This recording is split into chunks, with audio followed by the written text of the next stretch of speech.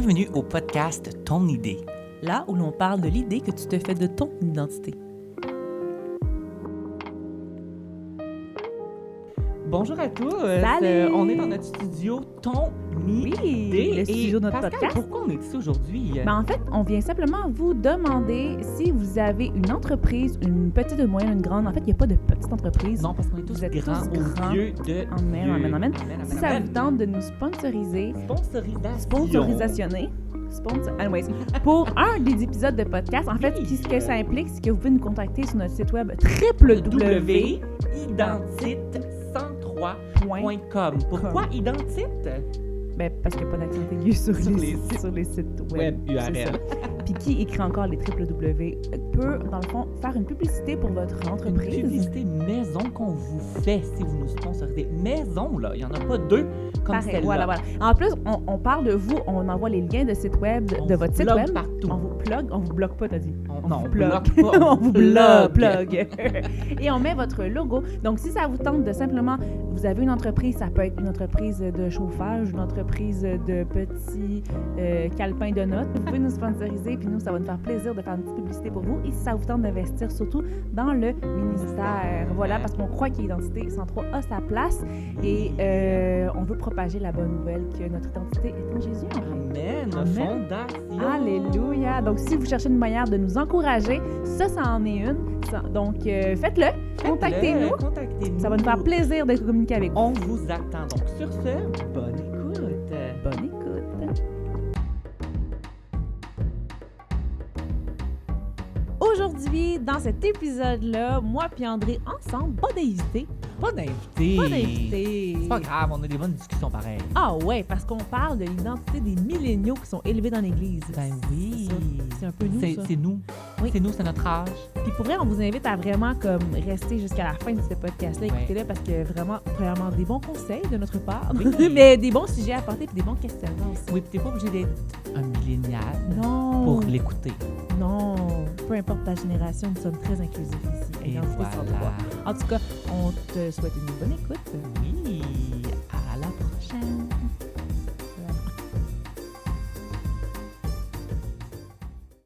Allô, Pascal! Salut André, comment ça va? Ça va, toi? Ben, comme si on s'était pas parlé ce matin.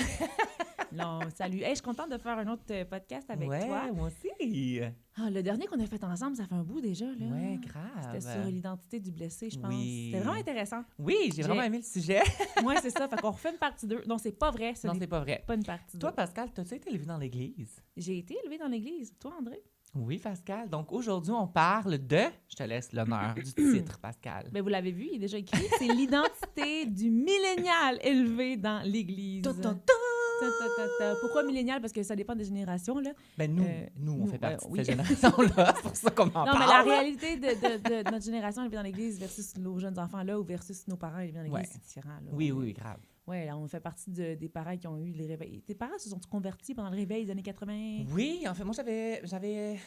Non, je pense un peu plus tard, parce que moi, j'avais 2 ans quand mes parents sont C'était la venus fin à du Christ. réveil. Exact. Mais pour ceux qui ne parlent pas du réveil, dans le sens qu'il y a eu un moment où, dans les années Les baby 80, boomers, là. début 90 peut-être, tu sais, moi, je suis née en 88, ça faisait 4... J'ai dit mon âge. Faites le calcul, je sais pas quand le podcast va sortir. Mais voyons, je parle pas, pardon. Pas de problème, Désolée. pas de problème. J'ai même pas rien dans mon café. Je peux même pas boire. Qu'est-ce que je voulais dire? Oui, c'est ça. Il y a eu un réveil après dans les années fin 80, début 90. Là, je parle qu'il y a beaucoup de gens qui se sont tournés vers Jésus, Ouais. vers l'Évangile, Ouais. dans cette période-là. Moi, mes parents en faisaient partie aussi. Mhm. Fait qu'il y a une grosse batch de gens qui ont été, de milléniaux qui ont été élevés dans l'Église. Fait que si t'en fais partie, welcome to the club. Welcome to the club. Si t'en faisais partie, welcome to the club. C'est ça. Fait qu'on va jaser là-dessus aujourd'hui. Oui, tout à fait. Puis honnêtement, il y a plein de choses à dire. Plein. Plein de choses à dire. Premièrement, André, je veux savoir, toi, Ouais. tu me dis, toi, t'avais 2 ans quand tes parents... J'avais 2 ans. Attends, t'es pas totalement élevé dans l'église, là. T'as pris 2 premières années de ta vie, n'étais pas dans Ben là, l'église. tu te souviens-tu Moi, des André, premières années de ta je suis vie? née d'un banc d'église, OK? Entre 2 chaises, OK? Sur stage. Entre le Littéralement, drum c'est- puis puis l'ampli de bass. Fait que je me souviens pas de rien avant, là. Mais j'ai été élevée dans l'église. Tu sais, dès que j'avais 5 ans, je faisais Ouais. du violon dans l'église. Ouais. Je me Est-ce souviens que t'as pas. fait Amazing Grace au violon à l'église? Ben oui. Tout en C'était le classique. le classique, toutes les Thanksgiving, là, les actions de grâce, c'était... Ou le vendredi saint, là. Amazing Grace. OK, Fait que, ouais. voilà, mais... Moi, j'ai fait le mouton. Juste, j'ai peut-être pas l'équivalent du violon. C'est quoi le mouton? Moi, à toutes les c'est la À plus l'action de petite. grâce? Non. Je faisais l'agneau pascal. Oh, À en plus, Pâques. qui s'appelle Pascal? C'est moi qu'on sacrifiait. Ça, c'est pas vrai. Hey, je suis désolée, ça s'en va déjà n'importe où, tout ça. Non, moi, j'étais plus celle qui faisait partie de toute... j'ai été petite longtemps. Tu l'as encore? Fait à tous les Noëls, c'est moi qui faisais le petit mouton qui suivait les bergers. Voilà. Voilà, c'est tout. On va arrêter le podcast, là. Non, mais c'est ça, moi, André, je veux savoir... est-ce que, ben, vu que tu as été élevé, on va dire, entre guillemets, dans l'Église, tu as toujours cru en Dieu. Dieu a toujours existé pour toi. Oui, en fait, tu sais, pour moi... Tu sais, parce qu'on demande toujours, c'est comme, c'est quoi ta date, là? Tu sais, c'est quoi ta date que tu as donné ta vie à Dieu? Ouais. C'est quand la date que tu as été transformé? C'est quand la date? Puis pour moi, c'était comme, tu sais, vu que j'ai été élevée dans l'Église, pour moi, c'est comme compliqué de dire, genre, le 10 avril 1999 à 2h45, 33 secondes, j'ai donné ma vie à Christ. Ça, c'est clair, là, pour tous ceux qui ont été élevés dans l'Église. Ouais, fait que je trouve ça beaucoup plus compliqué parce qu'en fait, moi, j'ai comme, en grandissant... Jésus, c'était comme mon meilleur ami, à un tel point que, genre, j'avais l'impression que c'était mon seul ami gars, genre, tu sais, comme dans le sens que...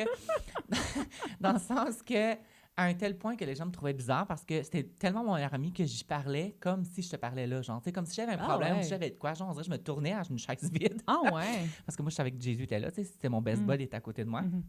Puis j'étais comme là, Jésus, là, ça va pas là. Ça va pas là, comme tel ami me dit ça, telle affaire me fait ça m'a fait mal, fait que je veux juste en parler, comme, tu peux-tu m'écouter? Fait que, tu sais, c'était comme, vu qu'il a toujours été mon meilleur ami,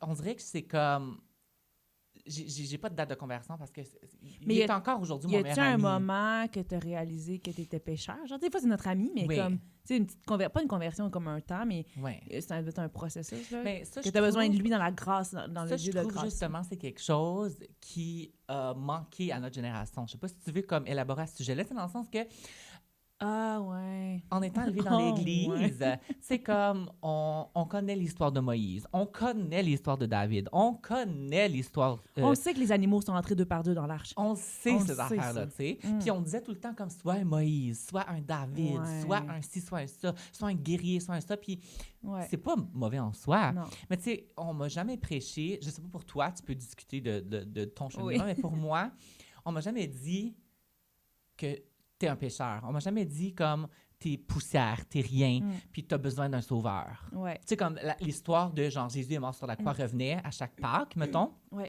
Mais genre, on dirait qu'on m'a jamais prêché you're nothing, genre.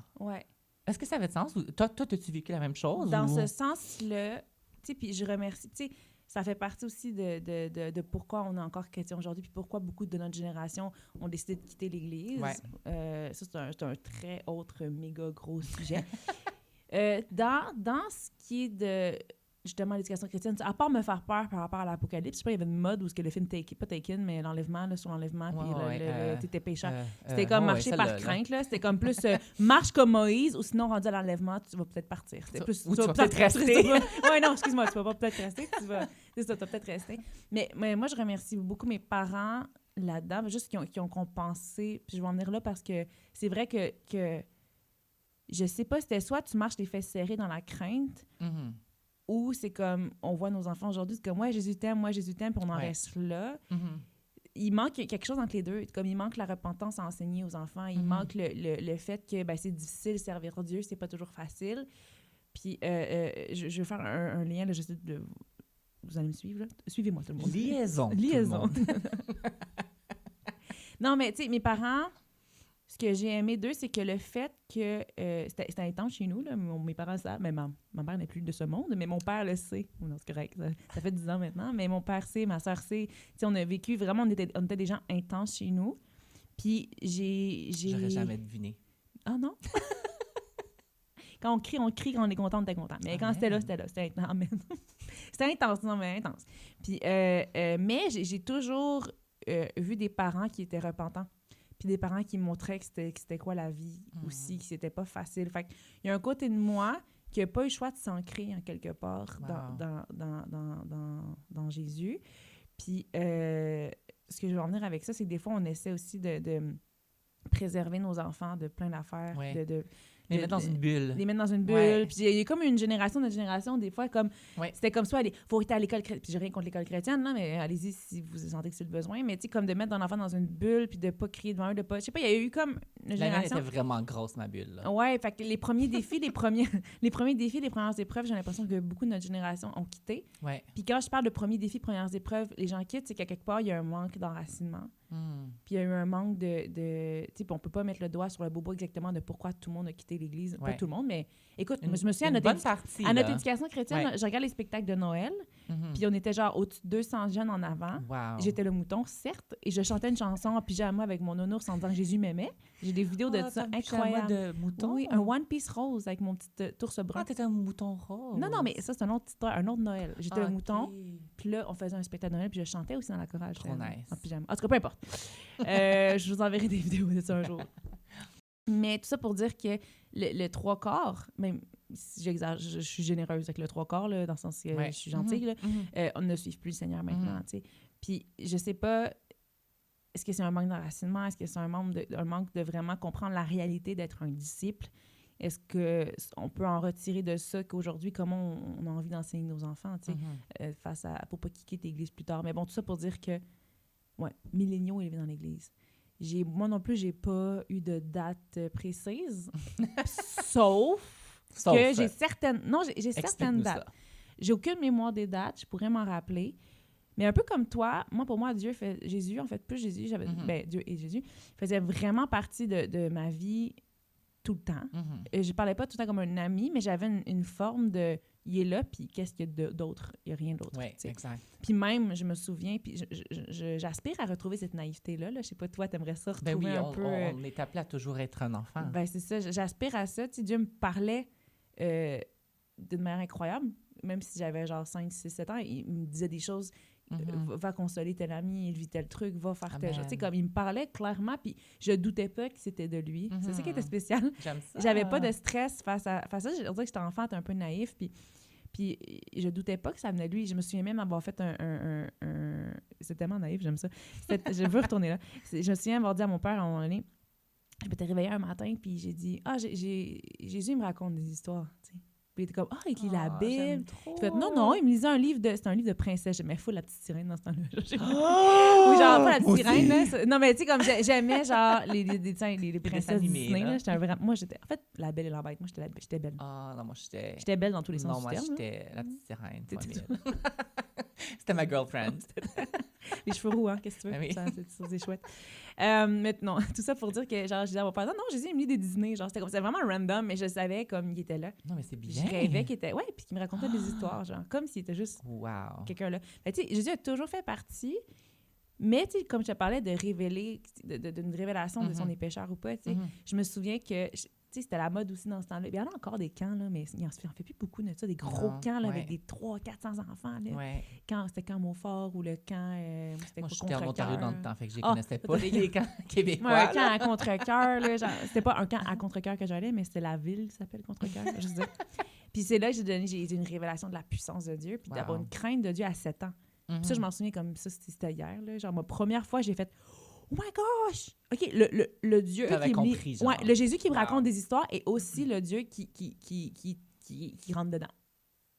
Tu sais, je sais pas si tu as eu un moment où tu as eu une crainte de Dieu qui s'est installée, là, mais j'étais comme, wow! OK, le Dieu de relation est devenu aussi un Dieu immense. Ouais. C'est là que j'ai eu le vertige à 7 ans. Tu sais. Fait que toi, as-tu eu un moment comme ça? Tu sais, moi une des affaires que je trouvais vraiment compliquée puis je pouvais pas comme comprehend, comment on dit ça? Genre que je pouvais pas comme...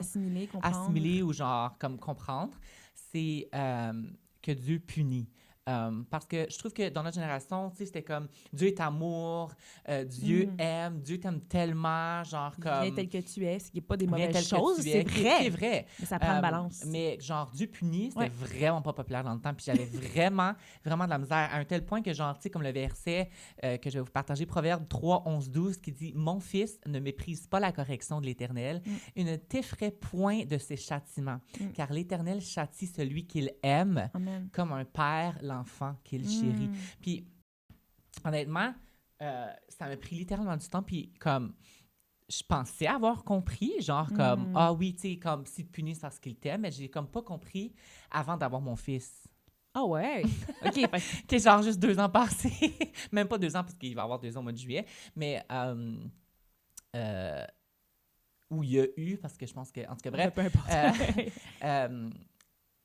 Genre, je l'aime tellement, mon fils, que je suis comme, je veux qu'il reste dans les bonnes voies. Tu sais, comme Ouais. là, je me parle comme si, comme Jésus disait, je veux qu'il reste dans mes voies. Comme, je veux pas que mes enfants restent dans mes voies à moi, là, Non, mais dans comme ce que si tu leur parle comme enseignes, si- dans les lois Exact. que tu leur enseignes. Exact. Fait que j'ai comme encore... Tu sais, je pensais avoir compris quand j'étais jeune, genre comme Dieu punit celui qu'il aime, mais comme on dirait que j'ai pas compris jusqu'à ce que j'aie comme un enfant. Ouais, la relation père... La relation père... Parce que ton fils aussi va être élevé dans l'Église maintenant. Exact. Mais c'est tellement, comme pour rebondir sur ce que tu dis, pour vrai, comme le fait... C'est ça, je pense que le nerf de la guerre, il est là. L'enracinement dans l'amour, puis justement... J'aime vraiment ce mot-là. Pour rebondir sur les versets, on avait chacun un verset, mais je réalise qu'il fait tellement... Je réalisais pas tantôt, mais là, je réalise tellement que, tu sais, dans Éphésiens 3, c'est un de mes... c'est un des versets qui, pour moi, m'a fait comprendre que je pouvais être transformée par Dieu, puis même si ça allait faire peut-être mal, dans son amour, ça allait passer. Puis je pense que ce que beaucoup de gens ont quitté l'Église, c'est parce qu'il a manqué cet enracinement-là dans l'amour, de le comprendre concrètement. Puis l'amour de Dieu est un amour violent, est un amour qui nous arrache de l'enfer, littéralement. C'est un amour qui... Tu sais, nous, on n'est même pas conscients de quoi il nous arrachait. Puis même quand on était petits, on n'était pas conscients de quoi Dieu nous arrachait. Non. Puis pourquoi... La grandeur de ce que c'était. Puis je trouve que c'est une grâce incroyable d'être né dans l'Église, premièrement, d'avoir... Tu sais, on peut dire des affaires négatives de quand on a été élevé dans l'Église, des blessures, on a parlé des identités blessées. Mais comme, je pense que quand on est enraciné... Puis je vais le lire, je vais arrêter. J'aime ça, dis-nous ça. Attends un petit peu, on va commencer à Éphésiens 3, 17. « Que Christ habite dans votre cœur par la foi, enraciné et solidement fondé dans l'amour, vous serez ainsi à même de comprendre avec tous ceux qui font partie du peuple saint, donc avec l'Église, combien, moi c'est version Summer, là, combien l'amour de Christ est large, long, élevé et profond. Oui, vous serez à même de connaître cet amour qui surpasse tout ce qu'on peut connaître et vous serez ainsi remplis de la toute plénitude de Dieu. Puis moi, ça vient exactement un impact à ça, c'est que lorsque tu es rempli de la plénitude de Dieu, tes racines, ça parle de racines, c'est... Tu sais, pense à un arbre qui a des racines en superficie, qui n'est pas solide. Un vent qui passe. Voilà, voilà, moins de châtiment de Dieu, moins de directement que Dieu te dit ça dans ta vie, ça fait pas de sens. Ben là, oh mon dos, tu sais, puis là, t'as envie de quitter. Tu t'écroules, ouais. Puis, limite, toute ma vie, j'ai pas compris les gens qui partaient parce que je me disais, même Dieu est Dieu, comment tu peux penser à autre chose? Moi, dans ma tête, tout Dieu a toujours existé. Tu sais, est-ce que j'ai eu envie d'aller ailleurs puis de juste tout lâcher Dieu une fraction de seconde à un moment donné, là, quand Dieu me dit, il m'a confronté par rapport à un truc, mais ça a duré un temps, puis je me suis dit, dans le fond, Dieu, je sais que, en étant même, c'est pas juste parce que j'ai été élevée dans l'Église, mais puis que je connais juste c'est ça. que t'es enraciné. Mais c'est qu'à quelque part, de la relation est profonde. Tu peux pas du jour au lendemain quitter tes parents, là. Faut vraiment qu'il se passe de quoi? De grave. Puis Dieu nous aime, puis d'un amour violent, d'un amour qui veut nous châtier. Mais ça, pour le comprendre...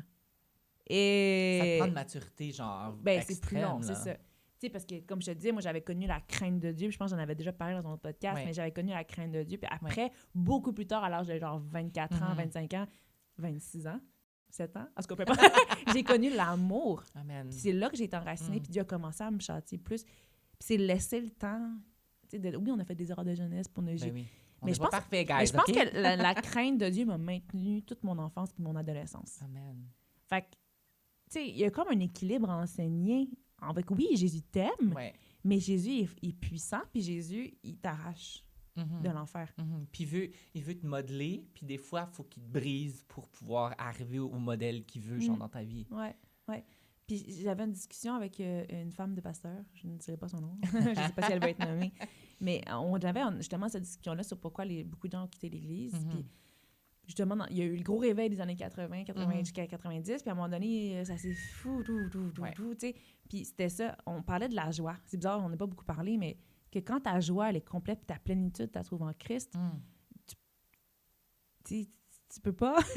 Tu peux pas aller chercher ailleurs. Tu peux pas aller chercher ailleurs, puis la joie, elle est complète, puis ça le dit dans un autre verset, je vais le chercher une autre fois, je vous dirai, mais tu sais, ta joie, elle est complète. Tu sais, le verset qui dit « Aimez-vous les uns les autres afin que votre joie soit complète. » Puis il faut être dans l'Église, il faut s'entretenir de chrétiens, il faut être ensemble, même si c'est dur, même si ça fait mal, même si on se fait blesser par l'Église, comme on a déjà parlé. Ta joie, elle devient complète lorsque tu restes avec des chrétiens, puis lorsque tu t'aimes les uns les autres, puis lorsque tu es prêt à être émondé. Puis dans le même verset, dans Jean, je pense que dans Jean 15, c'est ça, que ça dit « Aimez-vous les uns les autres afin que votre joie soit complète ». Ça parle aussi d'être émondé.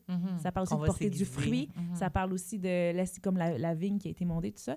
Donc, le parcours chrétien, on peut-tu être réaliste devant nos enfants là, en 2023, avec Noah, faut ma nièce Adélia aussi. Là, Noah, les gars sont cute. On va être des meilleurs amis plus tard. S'ils peuvent se rencontrer. C'est ça, un jour, c'est ça. Mais est-ce qu'on peut leur enseigner un Dieu équilibré?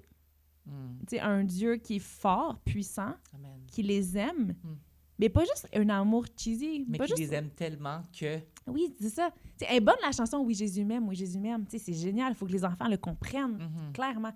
Mais Jésus, il t'aime parce qu'il est prêt à t'enlever de quelque chose qui est pire. Puis, je pense qu'il y a un moyen d'équilibrer un enfant, mais pas parler d'en faire tout de suite puis faire peur. Il y a une façon d'en parler. Il y a une façon d'en parler, puis d'être réaliste avec les démarches de foi. Puis oui, c'est beau de raconter les belles histoires de foi, puis les grandes affaires, mais qu'est-ce que ça fait un enfant aujourd'hui? Puis qu'est-ce qu'on apprend de ça? Qu'est-ce qu'on dit à un enfant que, oui, il y avait la foi, il a construit une arche, mais un enfant, il ne construira pas d'arche. Puis c'est le fun qu'il sache l'histoire, là. Mais je veux dire, puis c'est important qu'il connaisse la parole. Mais au-delà de ça, qu'est-ce que Dieu voulait nous enseigner avec l'histoire de Moïse? Puis de l'histoire de Noé, Moïse. Moïse, c'était pas l'arche. Moi, je sais ce qui m'a aidé en grandissant chez nous.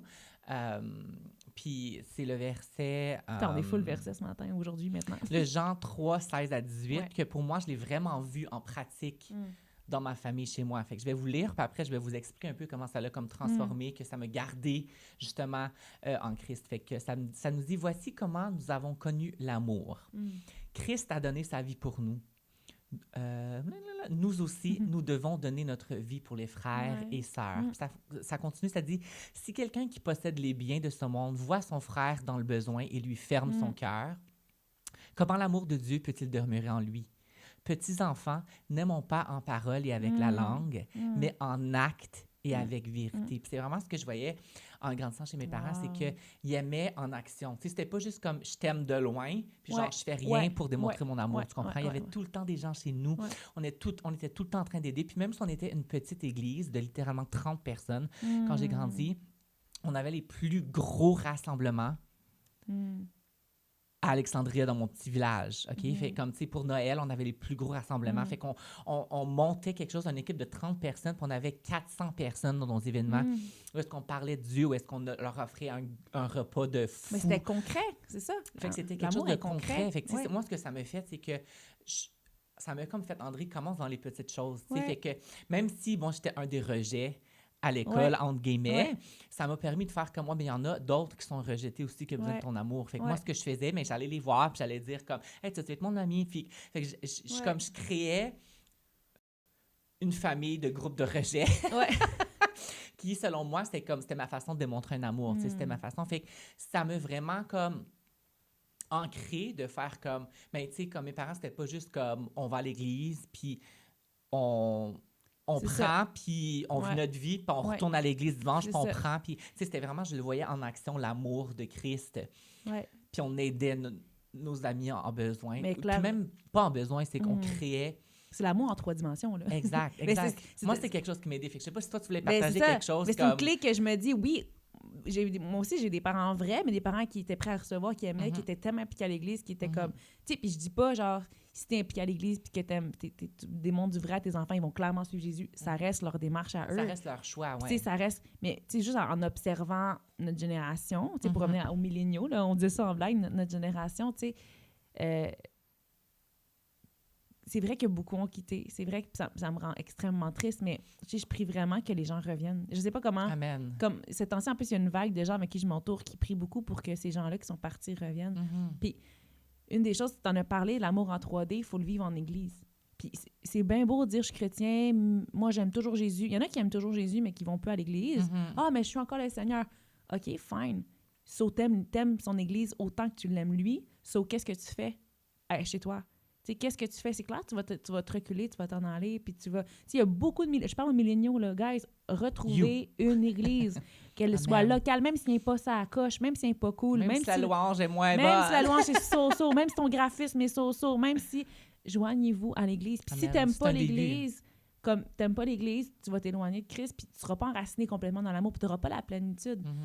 Si tu as été blessé par l'Église, va voir notre autre épisode, puis reviens à celle-là. Oui, exactement. mais ça vient de là. Enracinez-vous pour connaître la toute plénitude de l'amour de Dieu, que ta joie soit complète, que tu sois tellement dans la plénitude de Dieu que tu es prêt à être émondé, tu es prêt à être travaillé, tu es prêt à être corrigé par les autres, mais aussi par Christ. Puis c'est ça que tu deviens un chrétien fort en grandissant, puis Dieu grâce, voyez Dieu comme un Dieu équilibré, genre. Puis s'il y a des facettes de lui que tu comprends pas, demande qu'il te le montre. Seigneur, je ne comprends pas ton amour envers moi. Ben c'est pas compliqué, va dans ta chambre, puis Seigneur, montre-moi comment tu m'aimes. Puis il va te le montrer pour que tu puisses le comprendre. Oui. Parce qu'en fait, tu sais, comme Pascal, je suis sûre qu'elle l'a expérimenté d'une différente façon que moi, parce qu'on est deux personnes complètement différentes. Fait que demande-lui, puis Dieu parle ton langage. Comme Dieu va te le montrer comme tu veux le comprendre. Si tu manques de crainte, demande-lui. Si tu manques de joie, demande-lui. Si tu manques de servir, demande. Puis même dans le même verset, ça dit tout ce que vous demandez, il va vous le donner dans Éphésiens 5, 7. Dans Éphésiens que j'ai lu, 5, 7, non, je sais plus. ça le dit, genre, tu sais, comme réaliser ces passages-là, puis c'est pas juste fake, c'est pas juste, tu sais, de demander ces choses-là. Puis c'est ça. Je crois que ce qui a fait en sorte que, pour finir, que nous, on est encore à Dieu aujourd'hui, c'est pas rien d'exceptionnel, c'est pas rien d'incroyable. Oui, il y a eu nos parents qui ont joué là-dedans. Mais merci, maman et papa. Merci, tout ça. Moi, il y a ma sœur, même ma grande sœur qui a joué beaucoup, qui était devant moi, puis grâce à elle. Merci, grande sœur. Il faut remercier le Seigneur pour les gens qui ont été placés autour de nous, qui nous ont formés, qui nous ont... Des gens qui m'ont dit « Hey, j'ai envie de te mentorer, j'ai envie d'être ça. » C'est pour ça que c'est important de rester dans l'Église, parce qu'il y a des gens qui veulent investir dans ta vie, puis ils se trouvent à l'Église, ces gens-là. Fait que, tu sais, qu'on en soit chrétien encore aujourd'hui, tu sais, oui, je pense qu'il y a une forme de grâce de Dieu aussi. Est-ce que tu crois que tu es choisi ou pas, ça, ta théologie? Ça, c'est un autre choisis ta théologie, mais moi, je vois ça vraiment comme une grâce immense d'être encore chrétienne aujourd'hui. J'imagine toi aussi. Puis que cette grâce-là, vraiment, j'ai envie de dire que cette grâce-là soit sur ceux qui ont quitté aussi, puis que ces gens-là se sentent rappelés à revenir, parce que ce qui a été déposé dans leur cœur quand ils étaient enfants à l'éducation chrétienne, nos amis, les gens qu'on connaît... Il y a un dépôt qui a été fait. Il y a un dépôt qui a été fait, puis il y a tellement de gens dans nos amis, notre famille, tout ça, que prions pour que ces gens reviennent. Là, on prie pour un réveil au Québec, on prie pour que nos églises soient remplies, on prie pour des nouvelles personnes, mais que Dieu ramène ceux qui ont quitté avant d'en amener d'autres, des nouveaux chrétiens. Puis voilà. Puis, si je peux terminer avec une petite leçon que Dieu m'a montrée même comme en route vers le studio aujourd'hui. Là. Ah ouais? Oh ouais? Je vous spill the tea. Là. En gros, tu sais, j'étais comme... Tu sais, souvent, on se plaint, genre comme « Dieu, je te vois pas dans ma vie. Dieu, je vois pas de résultats pour ce que tu m'as demandé de faire. » Comme, tu sais, puis je parle genre comme pour moi, tu sais, personnellement, comme, tu sais, mes 2 chansons, je vois pas de résultats. Je vois pas de résultats dans ci, je vois pas ci, je vois pas de support dans ci. Il y a personne qui m'aime, il y a personne qui ci, nanana. Puis là-dedans, Dieu, tu veux que je te loue. Tu sais, j'étais comme... On dirait que je vois pas comme la cohérence, tu sais. Fait que je parle pour nous, tu sais, dans le sens que Dieu m'a fait rappeler comme « André, juste rappelle-toi ce que j'ai fait à la croix. » Puis seul ça, si je fais juste ça pour toi dans ta vie, ça vaut la peine que tu me loues juste pour ça, tu comprends? Fait que Dieu m'a ramené, genre, comme je pense qu'on est appelés, nous, comme génération de milléniaux, de juste comme se rappeler. C'est même pas j'allais dire du simple fait, c'est même pas un simple fait, c'est énorme ce qu'il a fait pour notre vie. C'est d'arrêter de chialer pour le fait qu'on le voit pas dans ci, qu'on le voit pas dans ça, qu'on le voit pas dans ci, qu'on le voit pas dans ça. Puis Dieu m'a juste fait rappeler comme juste le fait que je suis mort pour la croix is reason enough for you to praise me. Oui. C'est comme arrête! Mais c'est vrai que les milléniaux sont forts pour... Surtout, je suis allée sur les baby boomers, la manière dont c'est fait, la technologie qui avance pas, ton église avance pas, t'as goût d'en aller, tu vas dans une église plus jeune, plus trendy. Mais au bout du compte, on s'en fiche tellement, là. C'est comme...